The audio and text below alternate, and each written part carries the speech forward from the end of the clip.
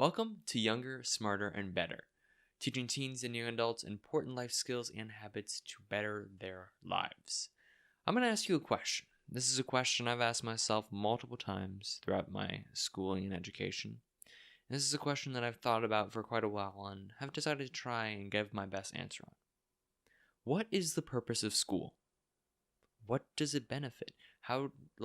Other than learning the subjects that are there, what benefit do you get out of learning those subjects? What is the purpose of school and how does it benefit me?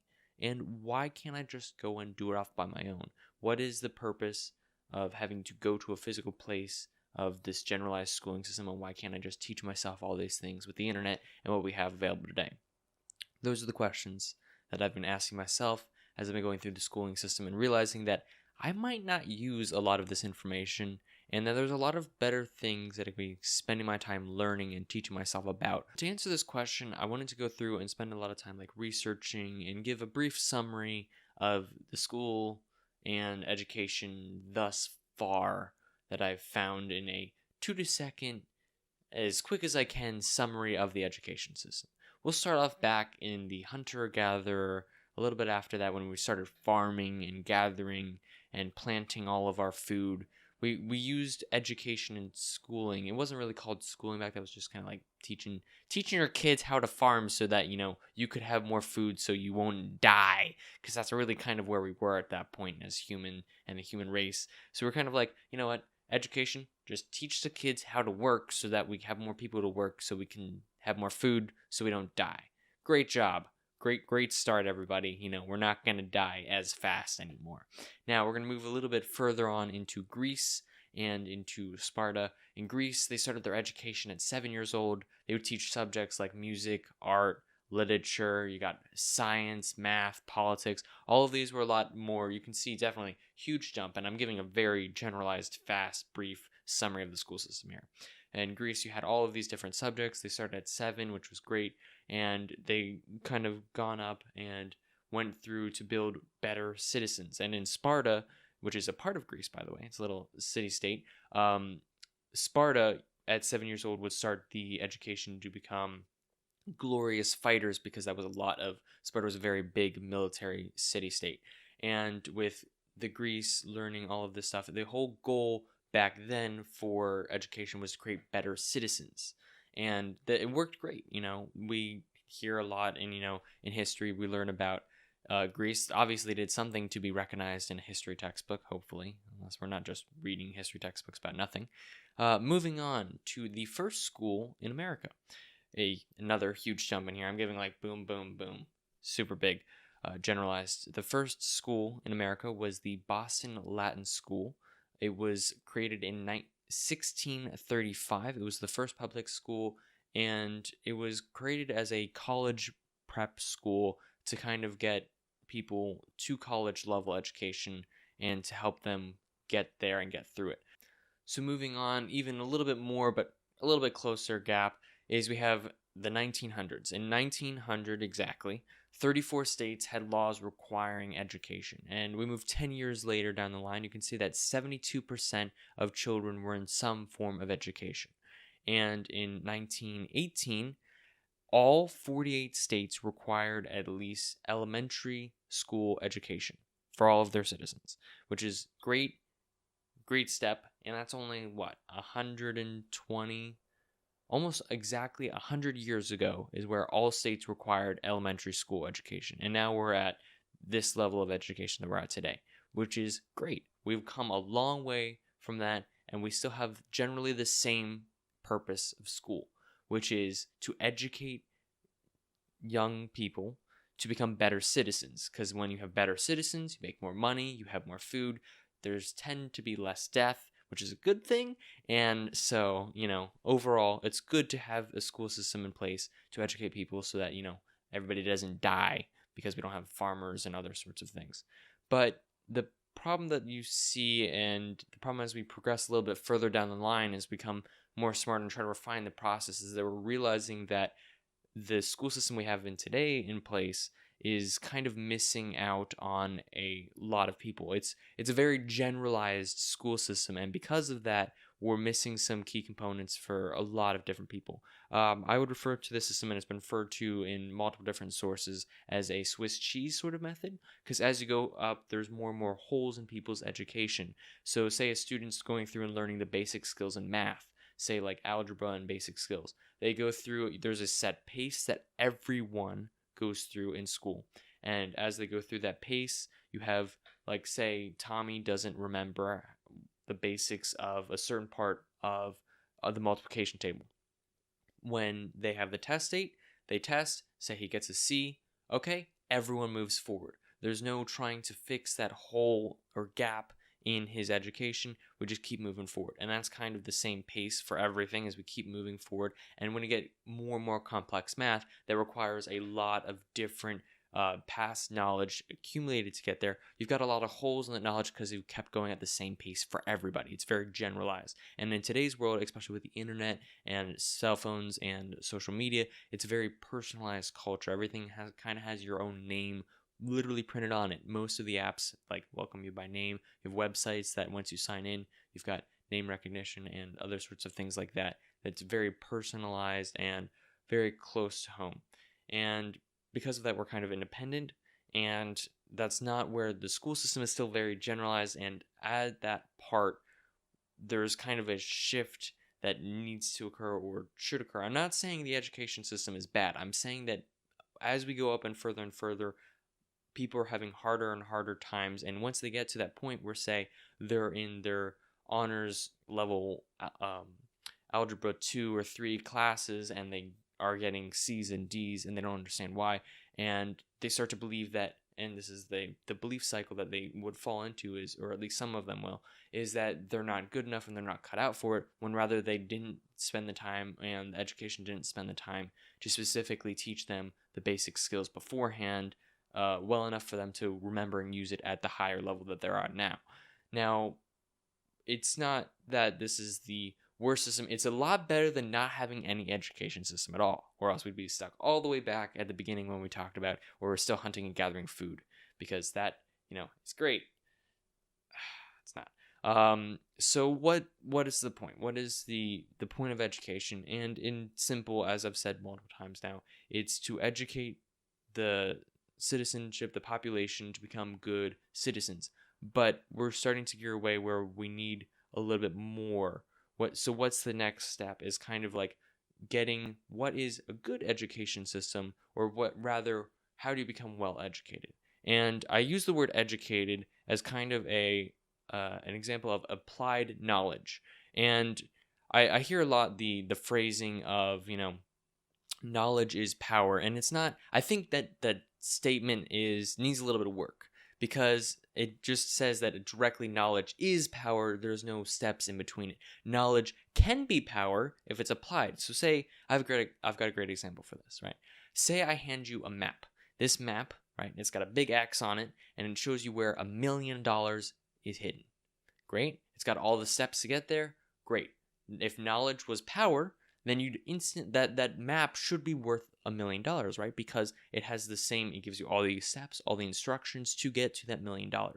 So it should be valued at roughly $1 million, if it were exactly the $1 million that it is. But it's not. You still have to go through all the steps to finding the $1 million on that map. And it's very important that you do. But without that applied step and applied using the map, there is no $1 million, and therefore it's not worth anything, which is kind of why I say the statement knowledge is power kind of needs some reworking, because it's not necessarily true. And when we go through this, I'm going to start going through and saying that a lot of the people that have gone through the education system, and a lot of the people that we have in our history, weren't necessarily going through the best of education systems. And a lot of the times that the history books remember those sorts of people. You've got Leonardo da Vinci, you've got all these famous inventors, Benjamin Franklin. A lot of these guys didn't go through the best of education systems. Rather, they just had an interest in their subject, or had a goal in their subject of field, and continued to pursue it. And that's kind of where I think a lot of people are missing that idea, right? Because you've got a lot of the education system, and the part with the generalized part is that you can't generalize interests. You can't generalize this idea of making someone interested, because someone could just not be interested in learning a subject. Like someone may not be interested in art or gym or math, history. They're just not interested in it. And a lot of part of learning is being interested in it. If you're interested in learning, it's a lot easier to learn it. You can learn it faster, and you take a lot more mental time and energy to pursue that. And I think what people are missing is they're not getting engaged with learning. And it's kind of the school's fault for that, but I also feel that people should take it upon themselves to get interested in learning. It doesn't have to be a school curriculum or something. If you're interested in learning magic tricks, look up on YouTube magic tricks. Teach yourself for like 5-10 minutes a day. You'll find something that you are generally interested in learning in. It could be anything. It could be, how to fill up a water bottle in 2 seconds. There's random things. The internet is such a vast and plentiful resource that we have access to. And it's most of the time just sitting in our pockets. And there's a lot of there's books, we have libraries, there's a lot of different things and skills available to us that people don't take advantage of. There's skills that can improve your life, like budgeting, improve your finances. You can improve your communication skills, task management, time management, priorities. You can do a lot to learn how to have a better and more efficient, effective life, which is one of the things that I find the most fascinating, and the thing that I spend a lot of time on is learning about those things. And I like sharing that. This is the whole purpose of YSB, was to bring awareness to this idea that there is something outside of the school system. And that's kind of what I wanted to bring attention to. What is the purpose of school system? To make great citizens so that there's a good population in that state or country, and that it can keep growing to be a better state and country. But there's something that everyone should be able to take out of that they should be able to learn outside of the education system, something that, they find interesting, that they have an interest on. And what I want to bring to the awareness is that you have everything you need already. You, in your phone, have the ability to learn basically any skill you wanted to. All you need is the equipment associated with, if you wanted to learn guitar, being able to have access to the guitar. But you can learn how to read music for the guitar without a guitar.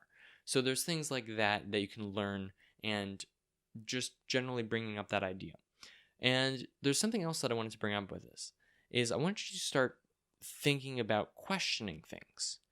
Like, a lot of the ways that we learn things is by questioning, and by a lot of our failures bring out some of our best sources of knowledge, and knowledge that we can use in the future. So say we fail in some area, we can look back on that and reflect, and that can give us a lot of knowledge that we can use in towards the future, a lot of wisdom. And going through that, I would say, start questioning your surroundings. How does this microphone work? There's like a small, and I'll explain it briefly. As I understand it, there's a small metal grid here, and there's a piece of tinfoil that just kind of waves around in the middle of the microphone. And that's how the signals are recorded. Things like that. You can just how are books published? How do lights work? There's things that you can question in your environment that you can start increasing your knowledge with, just by starting to question everyday things. Or question how to get better at things. How do I study more effectively? How do I spend only 5 minutes a day and study more effectively than if I were to sit down and spend 2 hours before the last day of test? There's different methods of learning things. How do I make more money? How do I use my money more effectively? How do I make it go further? How do I get more things that I enjoy doing? How do I get to spend more time enjoying things? All these different questions that you have to start thinking about. The sky's the limit, and then some. I mean, you could question the moon if you wanted to. Why is the moon there? How is it created? What effect does the moon have on the earth? There's so many different things you can question. And I wanted to use YSB as my way of sharing that awareness with you. That there's things that you can learn that are outside of the school system, and there's things that you might be interested in that would totally benefit you if you were to just open up your search bar and just say, what is this? There's so many different things. There's so many different platforms and books that you can read and just increase your general knowledge. And with that said, YSB is one of the ways that I'm taking what I'm learning and finding to be the most useful, crucial things, and to share that with you. And hopefully, and my goal for YSB is to teach and educate you.